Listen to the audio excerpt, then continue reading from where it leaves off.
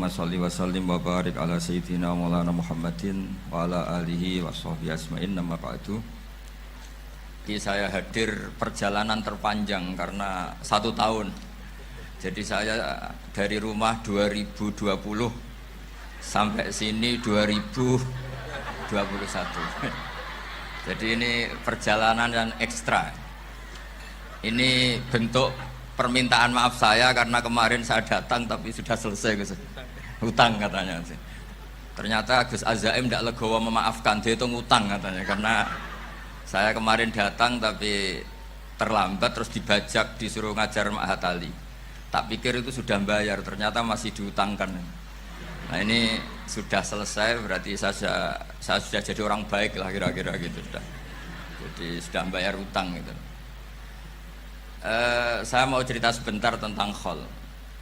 Dulu 84 guru saya Kiai Haji Maimun Zubair, semua mas saya se-Indonesia rawuh ke sini untuk muktamar, termasuk bapak kandung saya Kiai Haji Nur Salim ikut datang, ikut menyaksikan betapa pondok ini zaman itu masih Kiai As'ad jadi tonggak sejarah penting dalam NU, yaitu kembali ke Khittah 26. Kita tahu NU dulu itu ormas, kemudian era Gus Wahid jadi partai politik, era Gus Dur karena saran beberapa kiai, wa fi muqaddimihim ada Kiai As'ad, Kiai Ahmad Siddiq dan beberapa kiai, kembali lagi ke Khittah 26, yaitu menjadi ormas, organisasi masyarakat yang menaungi, yang mengayomi, yang menganjurkan mazhab ahli sunnah wal jamaah. Tadi Gus Azaim cerita betapa pentingnya para pendiri, para muassis yang diibaratkan sebagaimana pohon. Saya masih ingat Dawe Mbah Mun. Saya nanti cerita mas saya sebentar, terus cerita kitab Al-Ataqoh As-Somadiyah dikarang Said Muhammad, fawaidnya maksudnya.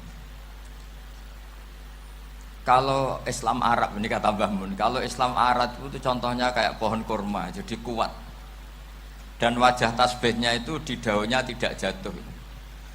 Tapi kalau Islam Indonesia kata Mbah Mun itu kayak padi, jadi ya agak doyong-doyong sedikit gitu. Jadi untuk menghadapi angin besar itu pilihannya 2, Anda kekar kayak kurma atau fleksibel kayak padi. Jadi ya doyong-doyong sithik gitu. Ada koruptor sowan, salam templeknya ya diterima gitu. Ada calon bupati cantik ya didukung, pokoknya agak-agak doyong gitu. Tapi baru kayak doyong itu nggak bisa roboh karena fleksibel.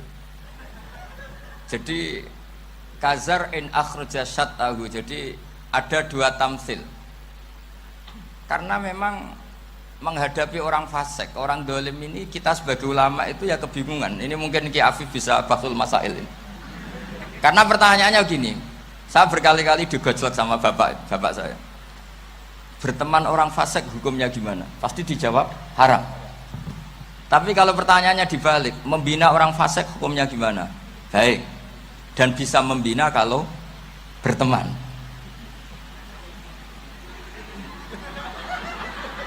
Makanya Gus Azaim pernah bikin seni deh, muktamar seni. Anggap saja madhabnya seperti itu gitu. Jadi ya agak doyong-doyong sedikit. Masa ketop berteman orang yang macam-macam, tapi itu fleksibel. Nyatanya tetap soleh sampai sekarang gitu. Itu berarti itu ya gitu kata Mbah Mun itu. Jadi untuk menahan angin yang besar pilihannya hanya 2. Anda kokoh kayak pohon kurma atau fleksibel kayak padi. Nah, Islam Indonesia kata Mbah Mun itu pari wae katanya, padi. Jadi ungkapan-ungkapan para mas saya ini penting karena khazanah yang saya baca. Saya berkali-kali cerita ini dalam kitab Khilyatul Auliya. Itu Abu Nu'aim Al-Asfihani cerita tentang riwayat Sufyan bin Uyainah. Ini gurunya Imam Syafi'i. Itu setiap kali Nabi Isa dan Yahya, ini 2 nabi yang sepurun, sama-sama masih muda. Nabi Yahya itu senengannya dolan ke orang-orang soleh, menyambangi orang-orang soleh. Tentu itu bagus. Tapi kalau Nabi Isa ini suka menyambangi orang-orang yang fasik, orang-orang yang nggak jelas. Ketika 2 beliau ini ketemu, Tentu yang perlu jawaban Nabi Isa karena kontroversi berteman sama orang-orang yang nggak jelas. Kata beliau, innama ana tabibun udawil mardo. Seorang kiai, seorang nabi, orang yang baik itu ibarat dokter. Di mana-mana dokter tuh ngobati orang yang apa? Sakit. Kalau Anda dokter dan peneliti satu penyakit, pasti cari daerah yang banyak pandeminya. Masa neliti pandemi di orang-orang yang apa? Sehat. Jadi ini juga perlu dibahsul masail karena tadi dibolak-balik itu. Bina orang berteman orang fasik hukumnya haram karena wa in kana dasarrin fajannibhu sur'atan. Tapi kalau bina orang fasik hukumnya baik. Bisa bina kalau berteman. Jadi fikih itu ya karena dibolak-balik. Makanya sholat juga gitu, sholat yang tumak nina yang lama itu ya bagus. Masa jagongan mbek pangeran nggak asik, jagongan sama teman aja asik, masa jagongan sama pangeran tidak apa asik. Tapi kalau Ibnu Abbas sholat tuh cepet. Ketika ditanya kenapa kalau anda sholat cepet, setan baru tata-tata mau goda saya sudah selesai. Karena setan itu ya jaga jaim tuh, jaga image. Jadi kalau mau goda orang itu ya surinan dulu, macak-macak dulu. Ternyata mau ke situ sholatnya sudah selesai. Lah kebetulan mazhab saya itu yang kedua itu gitu. Jadi kalau Gus Azaim itu sholat lama sekali. Itu ada mazhab tandingan, yaitu mazhab saya. Itu karena ini sepuh saya, meskipun top beliau tapi sepuh saya. Saya sudah 50, beliau baru 40. Ini berarti baru memulai kiai. Kalau pakai umur nubuah ini baru memulai. Jadi mazhab itu penting. Jadi pembanding itu harus diutarakan. Sehingga dalam fikih manapun itu sebuah mazhab itu harus diuji itu lewat pembanding. Dulu itu setiap debat fikih antar ulama itu mesti nggak ada yang menang. Misalnya saya kiai kelihatan miskin itu ya baik supaya santri-santri yang miskin itu punya teman gitu. Karena rata-rata santri itu miskin, nah dikancani kiai kan seneng gitu. Tapi problemnya kiai yang miskin itu ya nggak bisa nolong santri karena dia sendiri apa miskin. Makanya dulu Imam Syafi'i itu pengagum orang miskin. Setelah ngaji Imam Malik tanya, ya Imam Malik orang yang sealim jenengan itu siapa? Jawabnya Imam Malik lucu. Dulu Abu Hanifah, sekarang orangnya sudah meninggal ya. Ilmunya dititipkan atau diwaris oleh Muhammad bin Hasan Asy-Syaibani. Akhirnya Imam Syafi'i dibiayai Imam Malik ke Irak. Imam Syafi'i miskin, bisanya ke sana dibiayai Imam Malik. Itu seperti Abu Ya Said Muhammad masyhur, ini murid beliau. Kalau ada santri boyong kan mesti apa? Disangoni. Ketika datang ke Irak, Muhammad bin Hasan Asy-Syaibani itu nata uang, nata emas itu di ruang tamu. Jadi ngitung uang itu di ruang tamu miliatan. Ini kaget, ini kiai kok kedonyan kata Imam Syafi'i gitu. Tapi apa kata Muhammad bin Hasan Asy-Syaibani? Anda kagum ini, Anda kaget ini.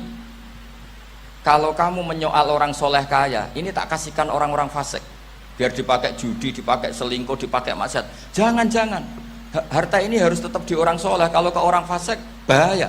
Berarti kiai boleh kaya, boleh. Semenjak itu ada gerakan kiai kudu sugih. Ya ada yang kesampaian, ada yang enggak gitu aja. Tapi karena kalau pakai logika fikih, harta itu fitnah. Oke, seakan-akan harta itu masalah. Tapi kalau ini dikuasai orang dolim, maka masalah besar. Jika orang-orang soleh ini harus juga menguasai harta. Nah, terus lama-lama dikiaskan kekuasaan. Kalau yang kuasain orang fasik, orang tidak sholat ribet. Akhirnya kiai terus dukung, ya akhirnya ikut politik tadi.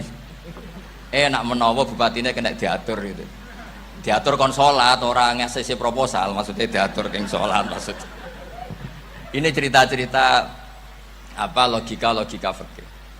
Makanya saya sering ngaji kitab-kitab itu, diantara yang saya suka adalah ada dialog besar yang terjadi di antara orang-orang pilihan, termasuk bahkan di antara para nabi dan Tuhan.